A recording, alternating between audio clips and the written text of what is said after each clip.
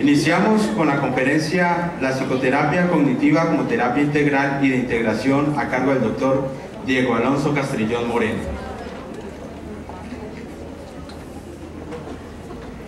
El doctor Diego Alonso Castrillón Moreno es psicólogo de la Universidad de Antioquia, especialista en psicología clínica cognitiva de la Universidad del Norte, magíster en psicología cognitiva de la Universidad de San Buenaventura, Medellín, y diplomado en terapia sexual del Centro Latinoamericano de Asesoramiento Grupal de Medellín. Recibamos pues con un fuerte aplauso al doctor Diego Alonso Castrillón.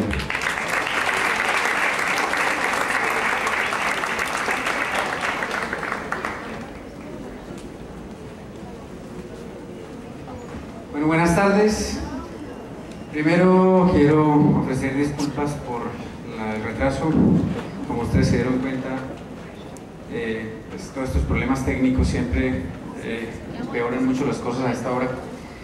Lo segundo, quiero agradecerle mucho a Yanitza, a Paula y a todas las personas que están haciendo posible que hagamos este evento académico, esta quijotada en Cali, porque todos sabemos que es muy difícil hacerlo en ciudades intermedias, que no sean ciudades grandes y todo esto, pero lo más importante es que incluso se trajeron personas de fuera del país que nos han compartido y nos seguirán compartiendo algunas de las vivencias profesionales que tienen. Yo no sé cómo hacer para que esto no suene tan maluco como suena, así que voy a tratar de hacer ensayo-error hasta que termine la conferencia. Bueno, también quiero agradecer a todos mis compañeros y colegas, de los cuales he aprendido mucho en los últimos día y medio, sobre todo la gente que viene de afuera. Uno siempre se alimenta mucho de ellos, a Rosa, a Dora, a Leonora, a Felipe. Son personas increíbles. Y yo no sé Yanitza cómo los conoció, pero dio en el clavo, porque son espectaculares todos. También a mis exalumnos, que veo algunos por aquí, a la princesa de la guerra de las galaxias, bueno, todas las personas. Vamos a ver un poquito esto de la terapia cognitiva como terapia de integración, eso en qué consiste, cuál es el postulado, por qué la terapia cognitiva se vuelve un punto de cruce de caminos entre todas las terapias existentes hoy. Ustedes recordarán que la psicología en Colombia no llega como una ciencia, no nace como una ciencia como nació en Europa, llega tardíamente como una ciencia a Colombia, inicialmente llega más como una propuesta profesional en donde las personas empezaron a trabajar modelos de evaluación y de intervención, con Mercedes Rodrigo y otras personas en la Universidad Nacional, y luego lentamente se empieza a hacer investigaciones, se empieza a producir ciencia en Colombia. Los clínicos tenemos esa disyuntiva de ser clínicos solamente, o de además de ser clínicos también hacer investigación. Es muy difícil combinar las dos cosas porque la clínica es un arte, todos lo sabemos, un arte en donde uno aprende lo básico, pero todo lo otro se aprende con las horas de vuelo, de trabajo con los pacientes, con los grupos, con los niños, con todo el mundo. Pero las universidades entraron en una onda muy chévere que a mí me parece que es muy productiva, y es que no importa si usted es clínico, usted es lo que sea, usted debe investigar, es obligatorio que investigue. Entonces es muy chévere porque a uno le exigen investigar. Espero que esto que les apague la luz no los haga dormir. Pues, el que yo vea que se está durmiendo le voy a tirar desde aquí un papelito. Bueno, alcanzaré hasta la quinta, ya de ahí para allá yo le pido a alguien que le pegue un coscorrón al otro. Bueno, dale la próxima. Esto me lo dijo un paciente y desde eso yo me volví loco. ¿Sí? Yo ya me tiro en parapente, hago todas las pendejadas que se me ocurren, porque entendí que la clínica no es solamente el arte de ayudarle a otros, sino, como decía Rosa ahora más temprano, es el arte de curarse a uno mismo, ¿cierto? Es la propuesta platónica y de Sócrates, que propone que médico, cúrate a ti mismo. Nosotros tenemos que tener una actitud absolutamente autoevaluativa y autorreguladora de nuestro quehacer como clínicos. ¿Por qué?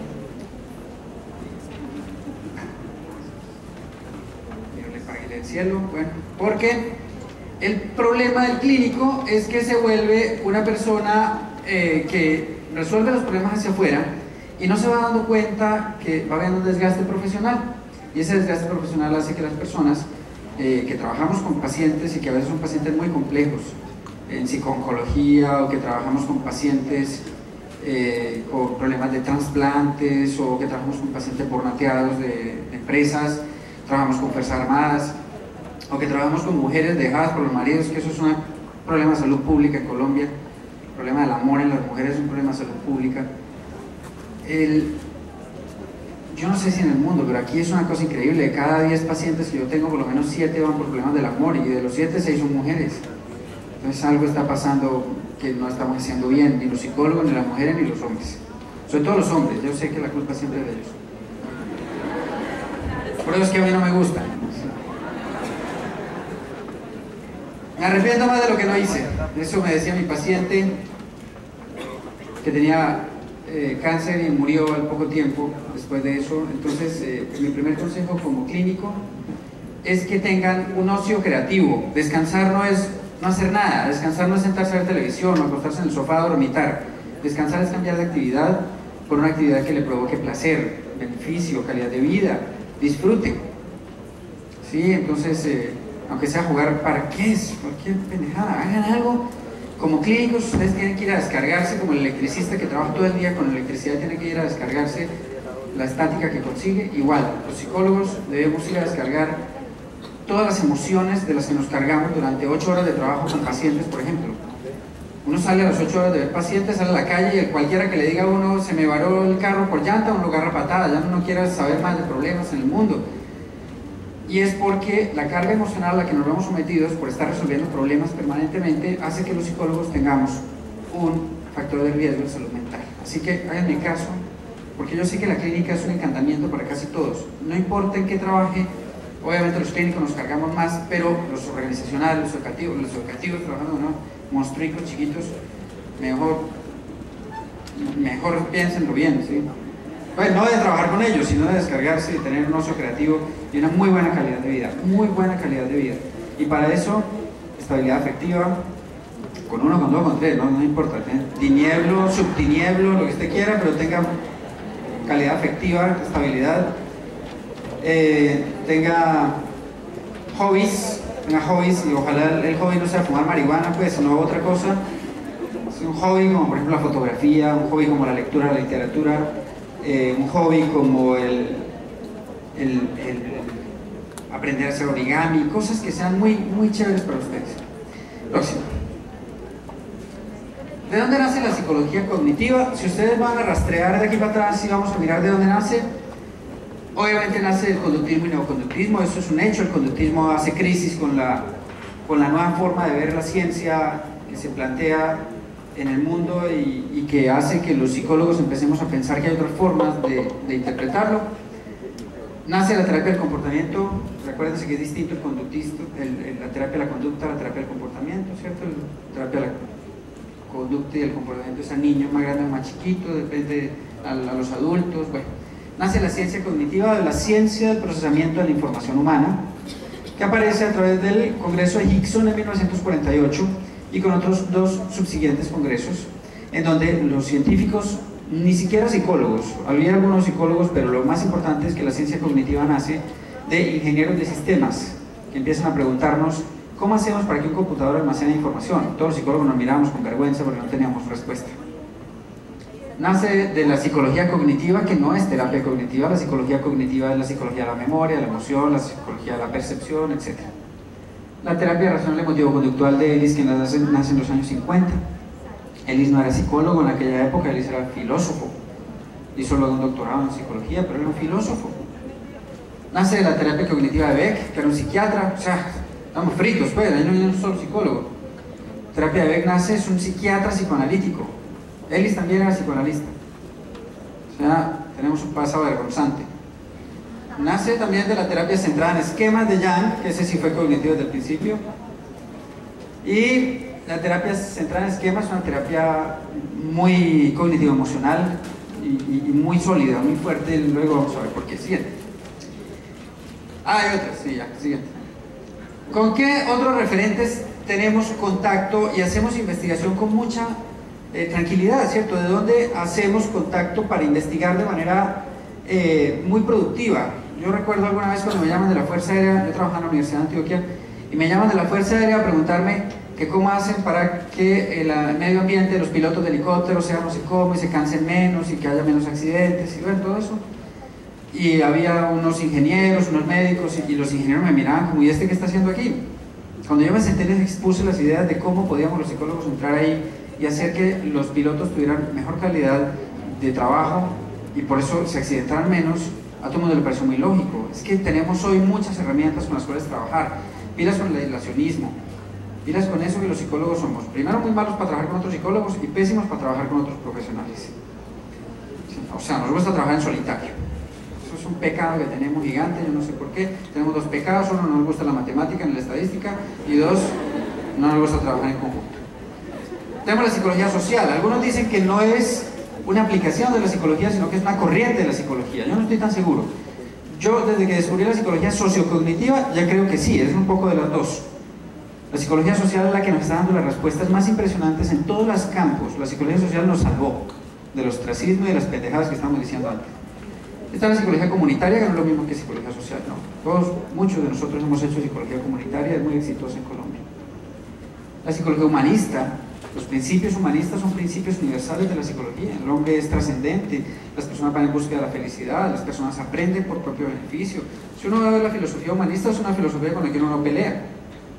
Está la filosofía como la base de todo, ¿no? La filosofía, sobre todo la griega, la budista, la psicología budista es la base de la psicología cognitiva. Las personas son trascendentes. Las personas pueden encontrar iluminación, entendiéndolo como conocimiento y sabiduría juntas. Conocimiento y sabiduría no son lo mismo, son dos cosas distintas.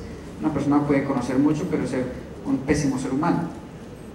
Tenemos la sociología y el estudio de todo lo que es el hombre social, ¿no? La lingüística, sobre todo la de Chomsky y todas las posteriores, que nos ayudaron a entender que el hombre era representacional, el hombre era simbólico. El hombre era capaz de representar las cosas a través de palabras y a partir de toda la construcción en red de lo que era la semántica. La lingüística nos vino a salvar el paseo de cómo era que explicábamos el conocimiento humano. La medicina, por supuesto, la psiquiatría, la neurología y todos los problemas hoy que tenemos. Por ejemplo, en estos días recibo una llamada de un dermatólogo, que me dice: tengo una paciente que lleva 8 años con un problema de piel, se demora aproximadamente entre 8 y 9 meses en que se le quiten las manchas aparecían desde aquí hasta la punta de los pies, y eran manchas que sobresalían, o sea, como unas verrugas, pero eran de unos tamaños de más o menos unos 4 centímetros cuadrados. Nos sentamos, en 2 semanas la chica ya no tenía manchas. El tipo me llama y me dice: ¿vos sos mago o qué? Digo: no. Es que el problema es que los psicólogos entendimos ya con mucha propiedad que el problema mente-cuerpo está solucionado. La mente es el producto evolucionado de la materia, o sea, la mente es la función del cerebro, y se acabó. Es decir, que tanto el uno como el otro no solamente están relacionados, sino que son lo mismo. Lo que pasa es que tienen leyes distintas. Si entendemos una ley, entendemos la otra y actuamos en conjunto, vamos a ser supremamente eficientes. Entonces, pilas con pelear con los psiquiatras y los neurólogos. Ellos son los coequiperos. Si ellos pelean con nosotros, ustedes los tratan como hay que pensar, ¿sí? No has entendido nada. Terapia familiar, que es súper exitosa, sobre todo la sistémica, muy buena, hay que aprender mucho los sistémicos. Está la bioética. Vieron que salió el código deontológico del psicólogo. Entonces todo el mundo: sí, salió, ¿ya lo leyeron? Ah, ya ve, no, pues no, sigan así bien. Teorías ambientalistas, ¿cierto? Toda la teoría del sujeto en el ambiente, las teorías sociales que no son de la psicología social, otras teorías sociales, y otras muchas vertientes con las cuales nos podemos comunicar. Excelentes investigaciones. Siguiente. ¿Qué es la terapia cognitiva? Dale. Es un sistema de intervención que nace con los cambios de paradigma para construir ciencia, es decir, del positivismo a la falseabilidad. ¿Cómo es eso?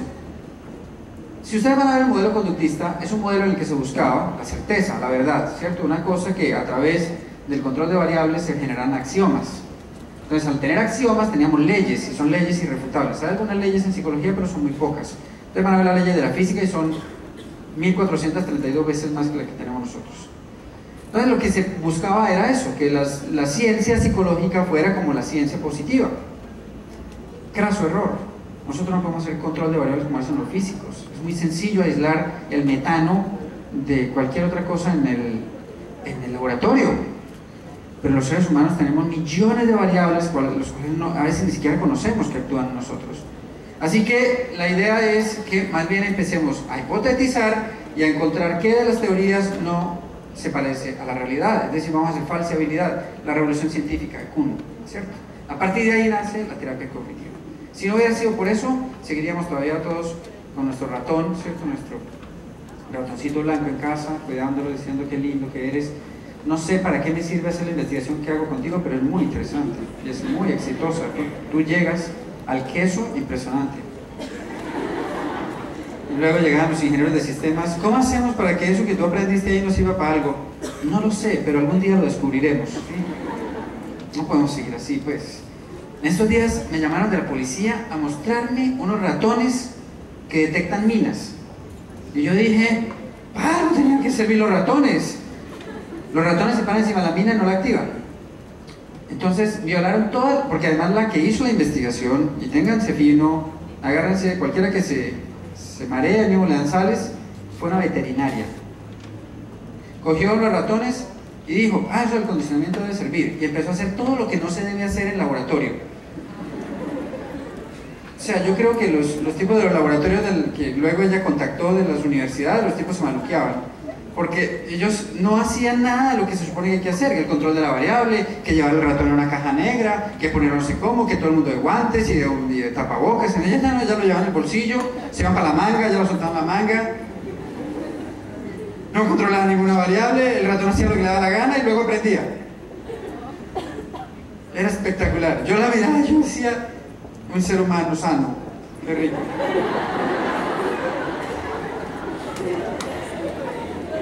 Así que nace un cambio de paradigma, ¿cierto? Y es que podemos lanzar hipótesis, ya no es necesario acumular evidencia para luego extraer la hipótesis, ya podemos hipotetizar todos locos ahí. Entonces, por supuesto, nacieron las formas locas y por investigación hipotético-deductiva se fueron eliminando todas las posturas que eran muy locas y fueron quedando aquellas que tenían una mayor regularidad. Siguiente. También nace de la crisis psicoanalítica en Estados Unidos. ¿Sí? Sobre todo la crisis de la clínica, ¿cierto? Los psicoanalistas estadounidenses eran mucho más flexibles que los europeos, sobre todo que los lacanianos. Yo le decía ayer a unos compañeros que cuando yo supe de que murió Lacan, ya me quedé tranquilo, ¿cierto? Porque a mí me tocó estudiar Lacan 1, Lacan 2, Lacan 3, porque yo soy de la Universidad de Antioquia. Yo nunca supe para qué servía eso, pero no me tocó estudiarlo mucho. Bueno, el caso es que yo leía 2 hojas de Lacan y tenía que esperar 3 días para entender qué dijo el tipo, ¿cierto? Sí, como por reverberación, sí, yo miraba los pajaritos, algún día tendría que entenderlo. Hasta que supe que se murió Lacan y ya dije, no, descansé, el problema no era mío. Lacan se murió de tumor cerebral en áreas del lenguaje. Y eso lo explica todo. Lacan era fásico. Tipo de una fase de Wernicke, por eso escribió 20 seminarios. También nace de la ciencia cognitiva, que está compuesta de 6 posturas, ¿no? Son la filosofía antigua y nueva, ¿sí? La inteligencia artificial. Los tipos de la inteligencia artificial son supremamente exigentes con nosotros. Los tipos de la inteligencia artificial tienen una actitud de avanzada. Y tengan cuidado porque en muy poco tiempo las personas de la inteligencia artificial van a tener mejores hipótesis para explicar la forma en que procesamos la información que los psicólogos. Sobre todo porque ellos no tienen ningún temor a equivocarse. Ellos trabajan con computadores, el computador hace lo que el tipo le diga. Ellos trabajan con sistemas cada vez más complejos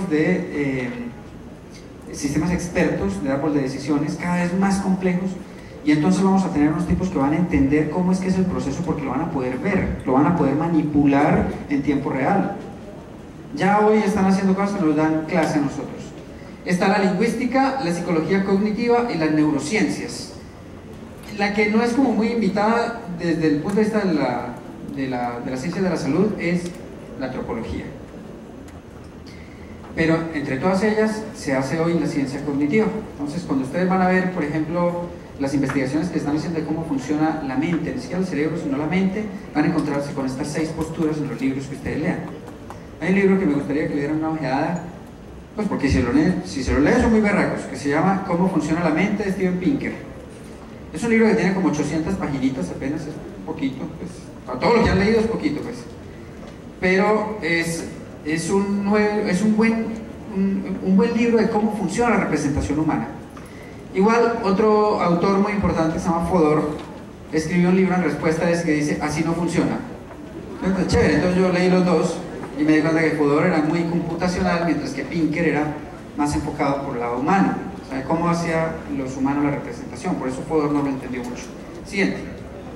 También de la evolución del conductismo mediacional. O sea, no todos los conductistas tenían que ser tan a rajatabla, ¿cierto? Tenía que haber conductistas más flexibles. Y efectivamente encontraron unos conductistas mediacionales que le empezaron a jalar a eso de la representación y de la simbolización.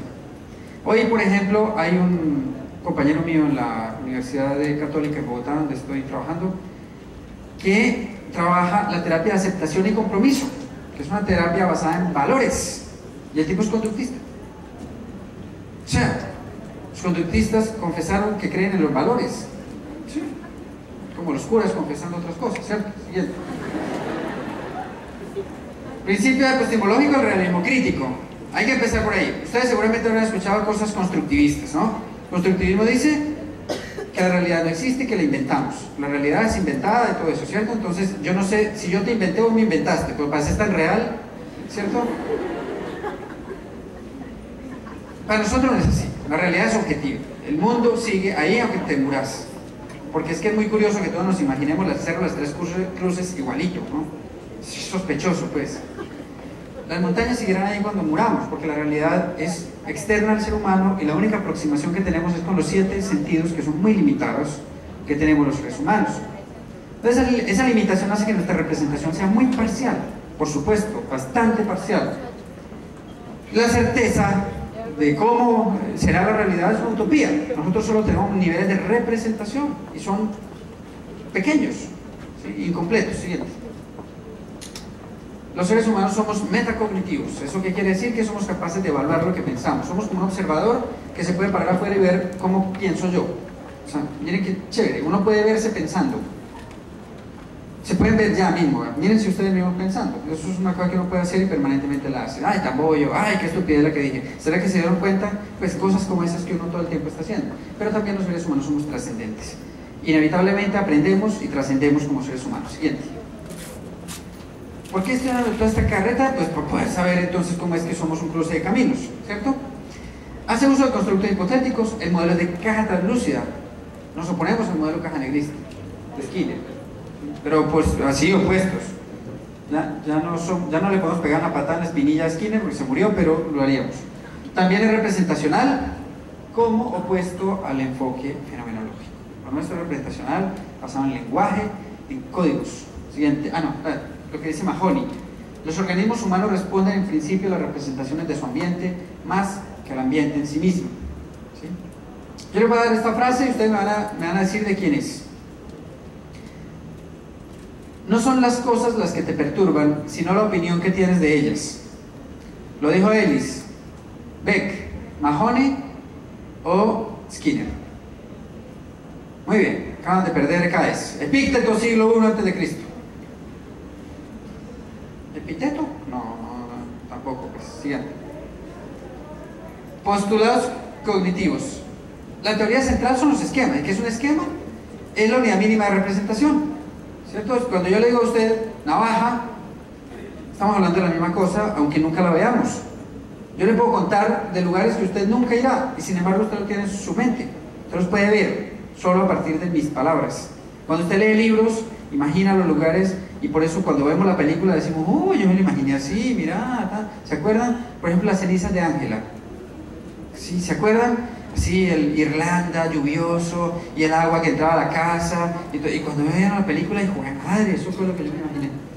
Estos son encargados de darle significado a los eventos, o sea, no es solamente la capacidad de representación, sino que además le asignan un significado. Eso que compete, y es que los seres humanos entendemos para qué sirve algo, qué consecuencias tiene que eso esté ahí, y qué relación tengo yo con eso. Cuando no le vemos significado a algo, se lo inventamos. Acuérdense cuando uno entra al Museo de Arte Moderno, ¿no? Y encuentra una plastilina con una cereza encima. Eso es como, y le damos la vuelta, ¿no? Y lo miramos de todas las maneras posibles, y uno saca algún significado de eso, pero saca significado. Uno no se queda con una cosa amorfa que no tiene ningún sentido. Siguiente. La función está en varios sistemas: la atención, la memoria, la emoción, el comportamiento, y activan sistemas de adaptación. Entonces, como ustedes verán, nuestro modelo es un modelo que está basado en modelos adaptacionistas, ¿cierto? Por supuesto, nosotros creemos que las cosas sirven para algo. Los celos sirven para algo, desde el punto de vista evolutivo, ¿no? Si uno va a ver al individuo, no sirve para nada en este contexto en el que estamos hoy, pero si uno va a ver desde el punto de vista evolucionista, tiene toda la razón. El poder, el control, el marcar el territorio, el mantener la mayor cantidad de hembras posible, son mamíferos. Siguiente. Pues la mayor cantidad de machos posible también se puede voltear, o sea, es unisexo la práctica. La relación entre el sistema cognitivo y otros sistemas es interactivo, es decir que no, la cognición no causa la emoción, se relaciona con la emoción existe independientemente de la cognición, pero la emoción tiene sentido en la medida en que la cognición le da sentido. Es como lo que le pasa a una persona con pánico, no entiende qué le está pasando, entonces catastrofiza. Mientras que si usted tiene un problema de gripa y le da un poquito de asfixia, usted entiende que es por eso. Cuando usted asigna significado, entonces la emoción se convierte en otra cosa. Cada categoría tiene implicaciones sobre las diferentes funciones psicológicas, entonces entendemos que la psicopatología humana tiene variables cognitivas estables. Si yo les voy a decir a ustedes un trastorno paranoide, ustedes me dirán desconfianza y vulnerabilidad. Esas son las dos cosas centrales de un trastorno paranoide. Si yo les digo a ustedes, entonces ¿eso en qué se diferencia de la ansiedad? En que no hay desconfianza. La persona estresada o la persona ansiosa es más vulnerable porque desconfía de sus propias capacidades para hacer frente a los problemas. Eso no es lo que le pasa al paranoide. El paranoide piensa que la gente es malintencionada, distinto. Pero ven, las categorías psicopatológicas tienen sistemas estables de explicación de cómo se interpreta el mundo. Siguiente. Algunos significados son distorsionados en su contenido o en su proceso, ¿cierto? Uno ve cosas que interpreta de manera inadecuada y es inevitable hacer distorsión porque los seres humanos funcionamos con base en heurísticos, es decir, que vemos dos o tres cosas, las relacionamos y sacamos una conclusión.